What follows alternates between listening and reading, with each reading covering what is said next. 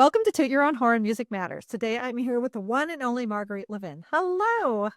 Hello, Lisa. Thanks for having me today. I am so happy. I couldn't wait for this day, and you are such a busy person, but I am so excited to have you tell us your story. How to So find your baby. you're gonna have to probably shut me up because I talk a lot. So how did I get to my baby, my clarinet playing? Yeah, how did that all start? How did that all start? Well, I'm a born and raised fourth generation Texan. Don't hold it against me. Music's a big deal down in Texas. Athletics and music that's a pretty big deal. My family, nobody was a professional musician, but my father sang, my mother played piano in Oregon. I had a sister who was 7 years older and played the flute. So, I wanted to do that when my chance came up. So, I went to the junior high, when it was called junior high, and the band director had all the instruments out, and you'd have to try them all. And I was convinced, well, I'm going to be a flute player like my older sister. But you make a special sound on that clarinet. And so all I needed was one compliment. I think as a middle child, I was like, oh, a compliment. I was noticed. So, I just went gung ho on the clarinet. And those were the days in the 70s when you had band every day. You had a 6 3 a day. So you had band for 50 minutes every day. And your band director had Saturday band. Like if you're really into it, I offer up, a session in the mornings on Saturdays.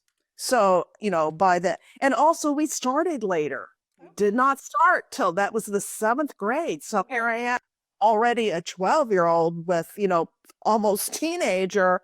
And, it's a lot easier starting at that age. So I advanced quickly. I was, after 12 weeks, several of us who had gone to the Saturday schools, and were into playing our instruments, we got advanced to to the concert band or whatever they call it, the middle band, So, and then I was always into all the competition, but what really, probably sold me on being a musician was my second year at the eighth grade. In Texas, we have these, we have the region district band type of things, but we also have solo and ensemble festivals. So you're always working on something. Right. And I had my first opportunity to play a clarinet solo with a piano, and it was a slow piece. And I was like, wow, what am I feeling here? And the other kids would notice that I kind of moved when I played. And I was like, yeah, why am I doing that? But gosh darn it, this feels really good. So that's I was like, oh, I just had to do that. And it's not to say that, there weren't times when I went off to college that I was like, am I really doing the thing I should be doing? Am I going to be able to survive, Right.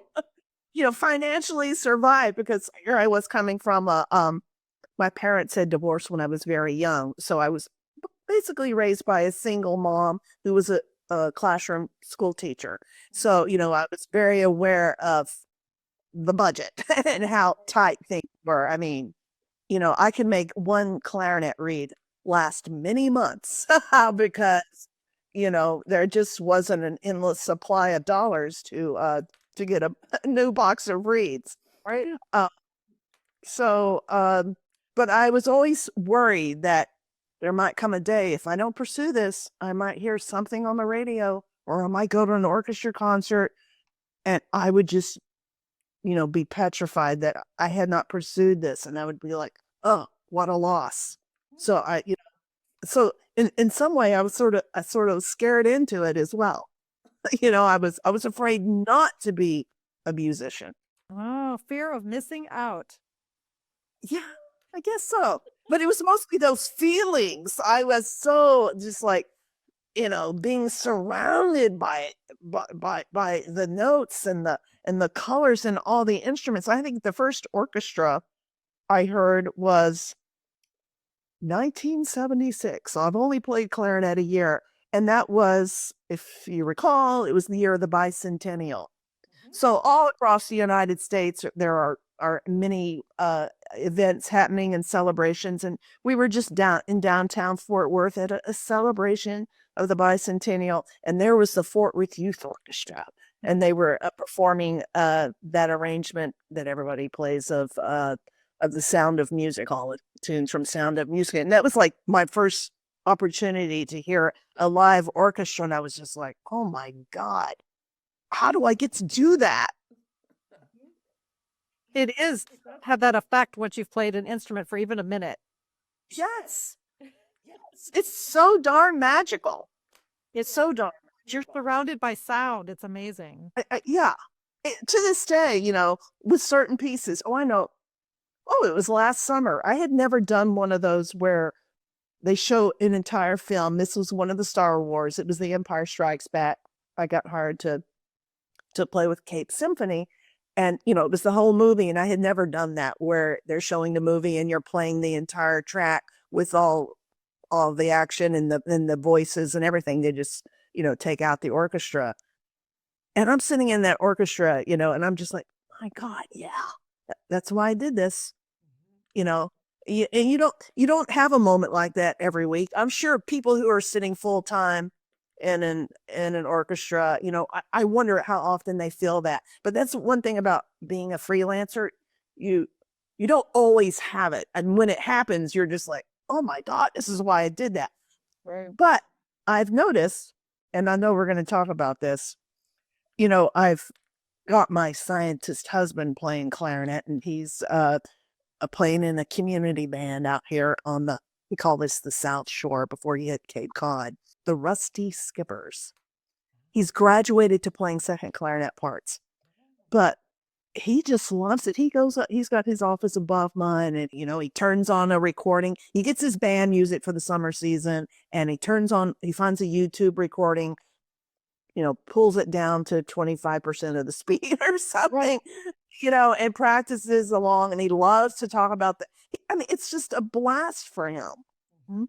And, you know, and I'm just like, I'm sitting here watching what everybody else in our entire globe should be doing that. It doesn't matter what you do for a living.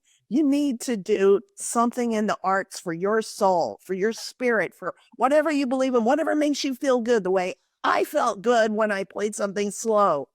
Everybody deserves to do that. And of course, you and I, we want, you know, we're going to root for music, but I'm sure there's somebody who can take some crayons and just go to town on it. Or maybe they take some old clothes and they start cutting and they piece something together. It's just doing something in the arts would make everyone so much healthier. The thing is about music, though, it is the rapid blowing into a wind instrument. It's a rapid connector between your heart and your head. Oh, yeah. Yes. And that's why I'm such an advocate of trying, is because it makes you smarter and it makes you more congruous with yourself. It helps you move forward. Yes. Yeah. I mean, there, you know, what was it that the book that came out some years ago, you know, that people were having their babies listening to Mozart. Yeah.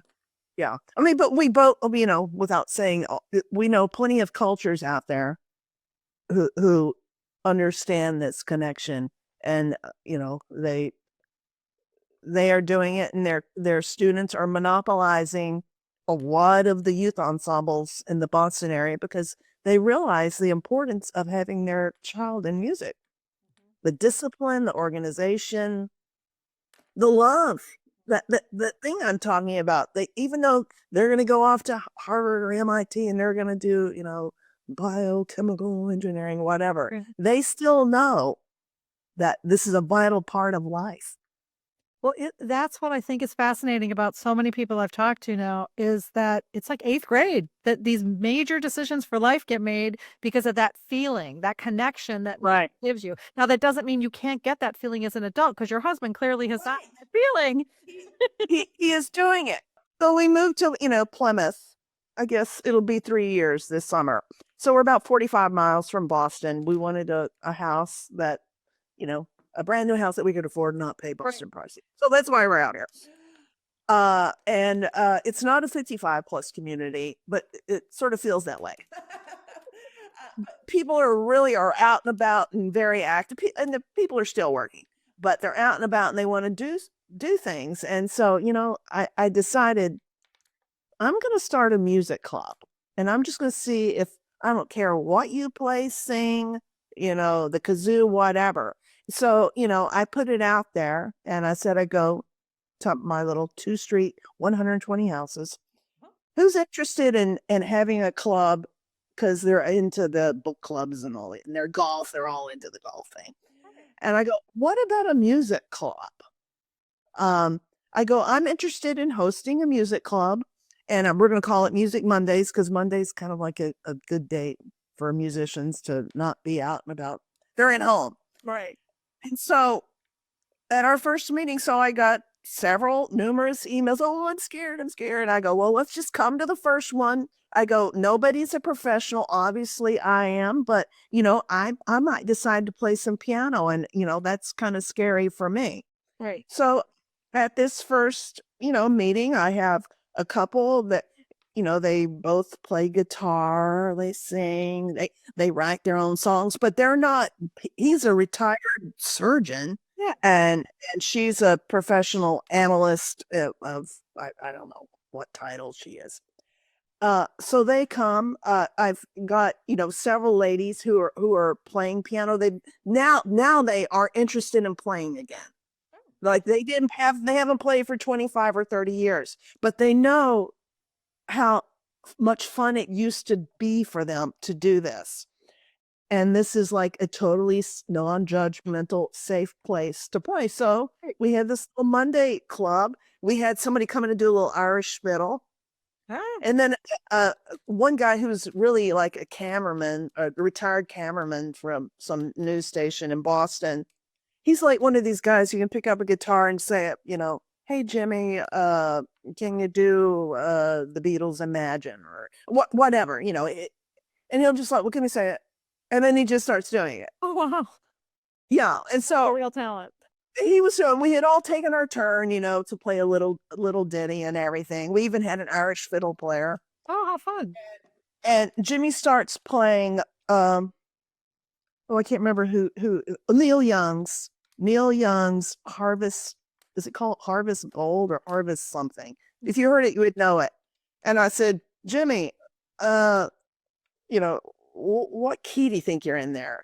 Because I don't hear things. And he said, well, I think I'm in G of some sort. And so I figured out whatever key he was in. And oh my God, I did something I'd never done before. I started just kind of making stuff up as I play. I was like, oh my gosh, I'm really not, this is not supposed to be about me, but I discovered something new for me that night. Like, oh, I can sort of improvise. I didn't know I could. And of course, he wanted it because he didn't want to play by himself. He goes, oh, I want you to play with me. And I go, well, I don't know what I'm doing. He goes, and here he was he was sort of mentoring me. He goes, just go with it. Just listen and try to match and then go with it. I know. I was just like, okay, well, anyway, these people, we don't do it every month because they need some time to learn a new piece.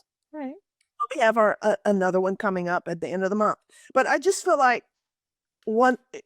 some things that I needed to do when I got out here, especially, I'll just say, things are rough in our country right now. And I thought, well, you know what? I'm not going to save the planet. I'm not going to be able to, to do a lot of what one would say are the important things that matter. But I thought, you know what? You ought to take care of the people at your home. If you're, you take care of those at home. Well, these 2 streets, they're my home. So I thought, well, how about I just start this music club and just get people into this? That's an awesome idea. I love that. That's amazing. I mean, this can happen in any neighborhood. I mean, guess what? I guess I could have done it when we lived closer to Boston, but I just felt like, wow, I mean, it's just like every church is having a concert by awesome musicians who have been living in Boston for 20 years, or the latest grads from New England. I mean, it's just flooded with great music. I mean, it's a wonderful thing, but out here, people, musicians, they want to live in town. And so it's like, I felt like it was something I could offer. And I just, like I said earlier, I think people should be playing music or doing something in the arts. Mhm. It's a way to socialize without all of the pressure of socialization because you've got this thing that you're there to do with each other. Right. And so it Right. seemingly helps, but yet it is truly a social activity. And Right. without judgment, people really don't care how smart Right. you are. I mean, my husband used to go to play guitar with a lot of people at the Old Town School of Guitar in Chicago. And they had some amazing singers and some really bad singers, and they would be in the ring together, and Yeah. nobody cared. Yeah, nobody cared at the Alcon if you were great or you weren't. They cared that you were there together. And I mean, No. it's like fun. Yeah. I mean, it's, it's a divorce from whatever's going on in your life or, in the world, whatever, in the neighborhood. I mean, it could be something going on, my neighbor doesn't do this or whatever. Uh, yeah, it's just healthy. Yeah, it's good for you. So, how did what was your career like? Like, tell us a little bit about so eighth grade seal Yeah. you. Then what? What Yeah. So then, you know, my mother was like, you can't, you got to major in music education. How are you going to pay your bills? Like, I'm going to be a clarinet player, mother. So, I initially went to North Texas and I was a performance major for 2 years. I don't know, within 2 years, and I was doing well. I mean, at North Texas, you had to climb the ranks. There were a lot of graduate students. So you didn't start off, I didn't anyway. I didn't start off in top ensembles. Just like in the music, I kind of had right? had to deal with the competition. It's a very large, it's second in size to Indiana. Indiana's the biggest, and North Texas was at the time about 1,500 music majors. And that's a lot of jazz bands, but there were a couple of orchestras, 3 or 4 bands. That's huge. Um, That's a lot. yeah, it was big. It was big, but you're there in Texas. You're used to everything being big and everything being competitive, constantly being assessed. I mean, we were always doing chair tests. I mean, you were just used to the that it's a journey and you gotta, you have to work your way through it. I always knew it would be like that. But I switched to music ed there by the end of my sophomore year. I was just like, you know what? I'm just gonna take that safety route that mother is so concerned about. So then I had to really step up because I was missing all those method courses. And I'm so glad I switched to education. It was such a great degree to learn all of the instruments, to take the educational psychology courses, because all that ended up helping my private teaching. Uh, so Well, then, you know what else? It helps in product sales enormously. yeah, you got to know what makes people tick. Everybody's got a story, and it's kind of helpful to know about people before you are going to sell them a product or teach them how to play the clarinet or Yeah. And sometimes I find that a lot of private lesson teachers don't realize the correlation and they don't realize the value of learning about product because they can fit somebody so much better because everything has to fit, Mm, you know? Like if it doesn't yeah. fit you, how can you make beautiful sounds on it? Right. I was never one doing any kind of cloning. But it's not about looking like sounding like me. It's about sounding like Yeah. you. But if Yeah. everybody Right. Just see okay, is that comfy for you? Does this, right, yeah. because I think we were both probably raised where we were told what to buy, what to do, what like at least I was. Marcellus told you what Yeah. you will pay less if you will own this equipment. My teacher was Jim Gillespie, so he was kind of laid back, Yeah. very laid back personality. So it was like, here are some mouthpieces, and at the time, who did we purchase from in the early 80s? Well, Leon Rushinoff. Right. And you would get this papered flyer. It was like, well, maybe I'll try that. I mean, he's like, well, you can try that and try it. But he at least was open to wanting to try this. But I never felt like I had to, because he's just a super sweet person and he's not a pushy that way.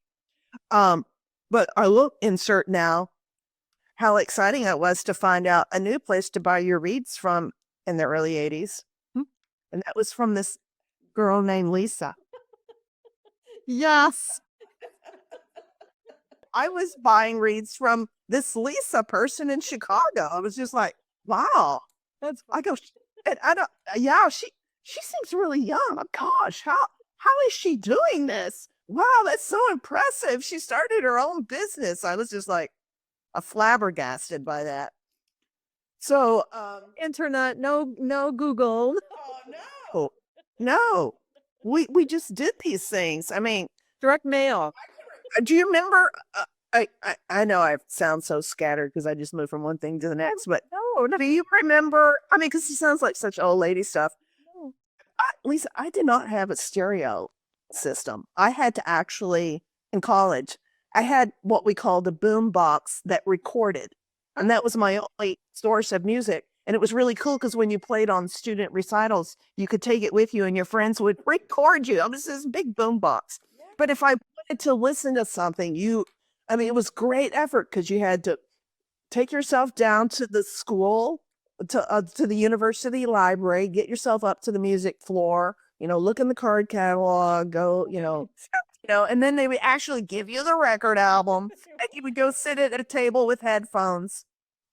And, so it was great effort to listen. If, you're going to play, the first movement of Brahms Sonata next week, it would be smart of you to go to the library and listen to it before you play it for it. Hey, you're doing the exact same thing. I didn't have a sound system either. I had to go to the library and do the exact same thing. Lisa, I don't think I ever bought my own sound system, even after I made the Navy band and I moved to DC. I think I still just had the boombox because even in graduate school, I initially did graduate school at Southern Methodist, and I was still having to go to the library. And now we're in the mid '80s, so I didn't have my own sound system until the late '80s. And that was, because I made the Navy band and I could afford to have a decent car and, and have some things. So did you make it on the first try, or what's the story about that? Oh, about the Navy band thingy? The Navy band thing. So I got that music ed degree, which took 4.5 years, and I started doing a master's in clarinet at Southern Methodist. And I was teaching like 30 private students a week. And so I always had to work through college. Before I was teaching privately in college, I was answering the phones for the School of Music. I probably worked 15 to 20 hours a week, and that paid for my room and board. So I got enough government grant assistance because it was healthier fun in those days. And plus I had this mom who didn't make much money. So that paid my tuition. And tuition was very cheap at North Texas, $400 a semester. Wow. It's crazy. That is. Crazy. It's probably, $20 an hour now. Who knows? It's not an expensive education. Anyway, so I was, living in Dallas at that point, and Dr. Gillespie, Jim Gillespie, was still staying in touch with me, and he knew that I was going to go take my first military band audition, and it was the Marine band. So he said, he goes, call up the Navy band because they've had several auditions now, and they've not had any success in finding anybody. I said, okay, that seems weird, but all right. So I did, and I took, it was like a Tuesday. I took the Marine band audition, and the guy in my group won the audition. So, but I felt like I played well, and I mean, I didn't think it was a bad experience. I just wasn't the one chosen. And so then I had an appointment at the Navy band the next day, and they were very nice, and they said, well, we're going to use this audition in lieu of you sending in a recording. If we like you, then you can come back for the audition. So it was like easy because I'm just like, whatever, I still have a scholarship to go to. I have 30 private students. I was just like, I was able to just be me because this audition really was just a screening. Well, I just played the snot out of that audition. I mean, because I was so comfortable. They had just said, this is not the real audition. This is just a screening. And they gave me all this sight reading, and I just aced all the sight reading. I was just like on fire because I didn't, to me, it wasn't the real thing. And so they said, okay, could you leave the room? And then I came back and they're like, well, your audition is so much better than any screened auditions we've had recently or any live audition, we'd like to offer you a job now. Seriously. That I got a job. Oh, that is so awesome. What a great story that is. It's just like, oh, I wasn't expecting that. But again, it was just like, I wasn't expecting. When you're not expecting anything, you can just be you. And I was just me. As you know, usually when you go into an audition, it's hard to be you and play your best. But it was just, not a perfect storm, but it was a perfect, event where, everything just lined up because I wasn't expecting anything. Mhm. So anyway, so that's my Navy band story. And yes, you had to go through basic training, and I only did 4 years. It just wasn't my thing. Right. But that's amazing. I lost my mother, my wonderful, beautiful mother. I lost her during that. She was very young, and it just kind of changed a lot of things. It took me a long time to get over that. Oh, for sure. I totally Yeah. and And a master's? yeah, yeah. So then I did it at Catholic. All the military musicians went to Catholic University, and so I probably finished that around 1990, the master's, and that was the year I got out of the Navy band. So then I thought, then this military thing's not for me, and people were like shocked I was getting out because they knew that I had suffered this great loss. But I was married to a fella in the band, so it wasn't, like I was going to be starving. But I was like, I immediately got myself a job as a church secretary. Oh, you really didn't like it? Yes. You didn't? Yeah. Why? Yeah. So I got out of the band. I started calling all the schools, and building a studio. And I also got a church secretarial job back when no, it was I guess we were saying admin assistant by what? I was a church secretary. Anyway, and I just built my studio, and eventually I had enough students that I didn't, need to keep the church job. But that was good because it got me to learn skills at the computer. Right. It, I can make a pretty good program now because I've typed a lot of church bulletins. It's so funny how all these little things add to a life, don't they? At some point, I had a gazillion students in Northern Virginia. I mean, just great students. It was like kind of its own little version of Texas, very just, great musical scene in the Fairfax County, Northern Virginia. It's just, great stuff. I had so many great students. One of those fellas is in the Navy band now in DC. Another one, Ralph Sciano, was principal in the Detroit Symphony. That's amazing. So he studied with me for 6 years. Daniel Frizzell, he's in the Navy band. He studied with for a year in high school, and then he would come back to me in college. So I mean, there was just, it was such a rich community. But then, I was getting up there, and I thought, I really want to do a doctorate because, maybe there's still a chance that I could get a college job. And wouldn't it be great to, wouldn't it be, so I thought, I'm just going to take this dream a little further. And my mother is poor as we were. We did go to the symphony or the opera once or twice a year, the Nutcracker. Yeah, because you these tickets up in the Rafters. in the very top of the theater for like $3 or $4. Right. I had, experienced some opera and symphony, and I knew that I wanted to play in an opera orchestra someday. So around the time that I started my a doctorate, there was an audition for wasn't a national audition, it was a local audition. So I got principal in a Baltimore Opera. And then before you knew it, I was all but dissertation and I had a full-time college job. And, and I was just a little over 40. I was just like, and I owned a home, Lisa. Because by then I was divorced, and this country allowed me. I bought a house, and I didn't have to have a down payment because I had been in the Navy band, and you could get a VA loan. Yeah, any closing costs would just be rolled into into that paperwork that you go through. So here I was. I didn't even have a full-time college job at that point. I was adjunct at Howard University, adjunct at Towson, working on my doctorate, still teaching privately, playing this gig, playing that gig. I was just piecemealing. And before you know, I'm a homeowner, a little tiny bungalow built in 1940s in Maryland. But anyway, so I did finish the doctorate, and then I got, it was a national search at Towson, and I won the job. And right up that first year, my first year in tenure track, I put on Clarinet Fest at University of Maryland. Ugh.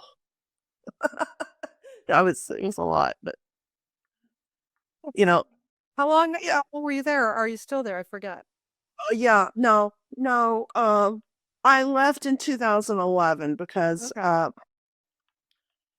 I met my husband, and he's a scientist, and one of the things that we agreed upon was that he was at Johns Hopkins, and he did not want to spend his entire career there. He had already been there 20 years, and he was like, and his ex-wife was not ever interested in leaving, and he really wanted to have experience somewhere else and be in a healthier science department. He needed to be in a healthier science community. And I said, well, that's okay with me as long as we're in a major metropolitan area. I just, I need to be able to do my thing. So then he got this job at Boston University. And at that time, you could fly back and forth between Boston and Baltimore, $100 round trip. So I actually got on a plane and commuted for a couple of years. Mm-hmm. And then after that, I was like, you're sick all the time and you're on a plane. So I thought, well, I'm just going to start over. So I was 50 years old and then started over in Boston, of all places. So it's been rough, but I definitely have made my way around here. I'm adjunct at Northeastern, and I have work. I play the clarinet. I play music. I got people in the neighborhood playing music. Yeah, just I mean, I really have no complaints. There's been a lot of change. I've had to recreate myself a few times. No kidding. I mean, just getting out of Texas and getting used to the East Coast was a major big deal. And of course, now all I do is just keep moving north. Canada's starting to look good. So what makes for a healthier science community? Is there any parallels in terms of the professional music community? Is there what Boy, these people are intense. And I just, sounds like anybody in the sciences, and here's a thing that I tell. So I teach at Northeastern. My students are not music majors. They're, I call it the smart kid school. It used to be 25 years ago, it was a commuter school, but now it's a very difficult school to get into. And mostly, and you're going to like this, and I think I just thought of an idea there. Okay, we'll discuss. They're very much into these co-op. So almost every major at that university, the student can elect to go and work at a company, a lab, a whatever, yeah. for the entire semester. Yep. And many of them are, especially if they're in the sciences and the medical fields, they're earning a salary. Wow. So that's made this school very popular because I would say a good majority of these students are leaving Northeastern University. And if they're not going off to do a PhD, I've got one who's at Cambridge doing a physics PhD. They're getting jobs right away. Yeah. But boy, are they into playing their instruments, Lisa. This school has 2 bands, an orchestra, an athletic band. I never have very many students. I had 3 students this semester. Somebody's always putting on a show, a student-produced show. I had 2 students playing in pits. So they're all playing, and they're so hungry to play. And I'm just like, don't forget this feeling. I go, you're going to go to your, 40, maybe 50-hour work week. And I go, you have to, I go, as long as, you're living in, in an area, well, I don't know, maybe this goes on in the middle of Iowa. I'm not sure. But you can make it happen. You can, if it's not happening, then make it happen. You've got to keep playing your instrument. Don't forget this feeling. You know that the University of Texas, Rick Cherowitz, who is retired now, started this program called Intellectual Entrepreneurship. And when it first started, everybody kind of blew him off.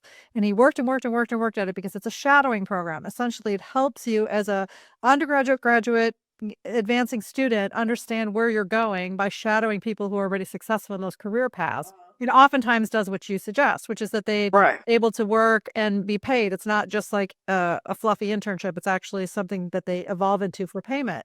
And Right. now it's an extremely established program and it's been adopted all over the world.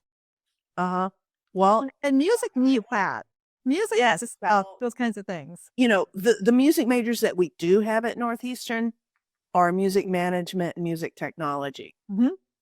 So, in fact, this past semester, I had a student that she's not gotten into her co-ops, but the very first student I had there was had just finished a co-op with Sony. So she had lived in New York for 3.5 months. Yeah. One of the best students I had there, Lisa, he could play. He had never had a clarinet lesson. He had always taken piano. He started taking it, but he had made all-state band in Massachusetts on his own just because he'd had all that piano background. But, there were a lot of things he didn't know that he was sort of clunky with on clarinet. He loves the airline industry. So his co-ops, he did business. It was business major / computers or whatever. But he took lessons the entire 4 years. And he also took piano lessons. So for his, he won the school orchestra concerto competition on Rhapsody in Blue. Oh, wow. And then COVID hit. Oh. So he did not get to play his concerto. So the wind ensemble director said, I will fix this. A year later, he had an arrangement of Rhapsody in Blue with band. So Andrew got to play his concerto, but guess what he did at the beginning of the piece? Well, he comes out to take his bow as the soloist. Then he reaches behind the curtain and pulls out his clarinet and plays the big solo. oh, seriously? This is on YouTube, and I don't know why it's not like, rabid on YouTube, because he really plays the solo and then he sits down and plays the concerto. That's amazing. And this is, and he lives in New York now. He works for he found that he likes the airline industry because it allows him. He's behind the scenes doing all the computer stuff. But I know he's doing music in New York. He's finding a way to do all of this. Mm-hmm. That's what it's about. It's about making connections and touching lives and helping people feel they can from it. Right. If somebody was listening to this podcast and amazed by your interview, what would you tell them to choose to play a wind instrument right now? Oh, I would tell them to do what? Go try them all. Right. Right. I mean, I can't imagine that even in small town America, there's a music store. Mm-hmm. Go try something.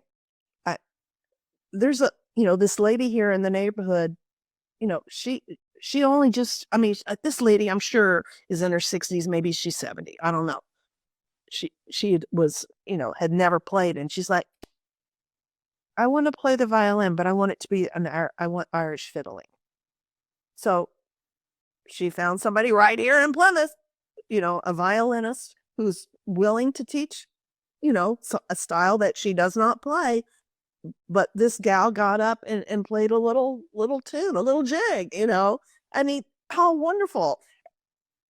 My husband had never played anything, and he gets weepy.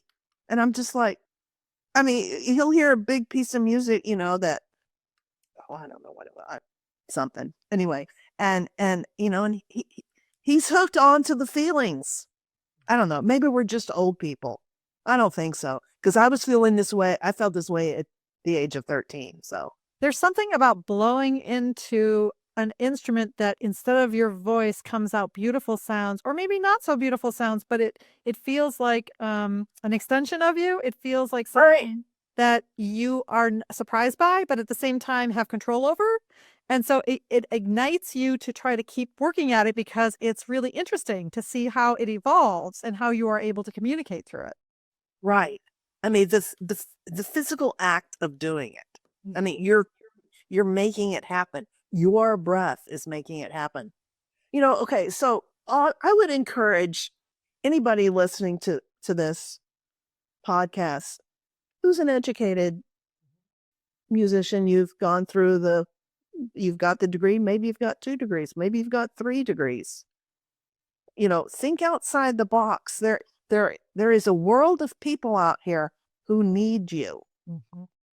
They need you. And, maybe they'll play clarinet, but I guarantee you, if they want to play flute and you don't know how to play flute, I bet you can figure it out and help them. Exactly. I mean, Musicians, foster. What was that? musicians are leaders.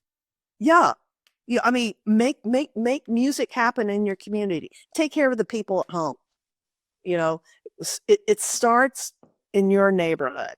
It does. It just does.